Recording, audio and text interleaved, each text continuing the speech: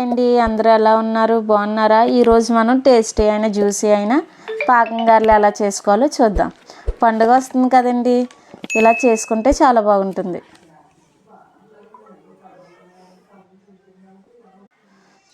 ఇప్పుడు ముందుగా ఒక గ్లాసు మినపప్పు తీసుకొని నీళ్ళు పోసుకొని 4 గంటలు నానబెట్టుకోవాలి.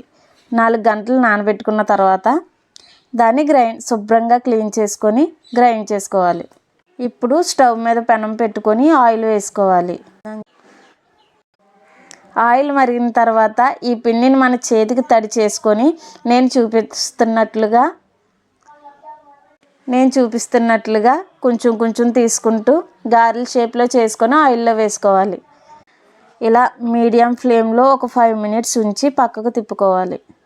ఇలా రెండు వైపులా గోల్డెన్ బ్రౌన్ కలర్ వచ్చే వరకు వేయించుకోవాలి. ఇలా వేయించుకున్నాక తీసుకొని ఒక ప్లేట్లోకి వేసుకోవాలి. ఇప్పుడు పాకం కోసం 1/2 కిలో తరిగిన బెల్లాన్ని తీసుకొని 1.5 వాటర్ వేసుకోవాలి. మీడియం ఫ్లేమ్లోనే కలుపుతూ ఉండాలి. ఒక 5 మినిట్స్ తర్వాత కొంచెం ఇలాచీ దంచుకొని వేసుకోవాలి.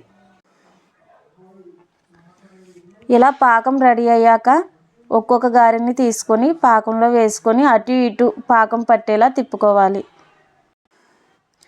ఇలా 1 గంట లేదా 2 గంటలు పాకంలో నానబెట్టుకోవాలి.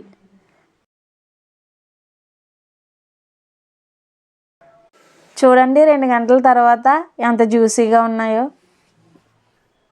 పాకం అనేది గారెలకి చాలా బాగా పట్టిందండి. ఇలాగ 2 గంటలు నానబెట్టడం వల్ల పాకం అనేది చాలా బాగా పడుతుందండి. గారెలకి స్మూత్గా కూడా ఉంటాయి గారెలు అనేవి. టేస్ట్ కూడా చాలా బాగుంటుందండి. ఇప్పుడు పండగ సీజన్ కదండి, చాలామంది పాకం గారెలు ఇష్టపడతారు. పాకం గారెలు అనేవి చాలామంది వండుకుంటారండి. కానీ నేను చెప్పినట్టు ఒకసారి ట్రై చేసి చూడండి, మీకు బాగా నచ్చితే బాగా టేస్టీగా వస్తాయి. వీడియో నచ్చితే లైక్ చేయండి, షేర్ చేయండి, మన ఛానల్ సబ్స్క్రైబ్ చేసుకోండి.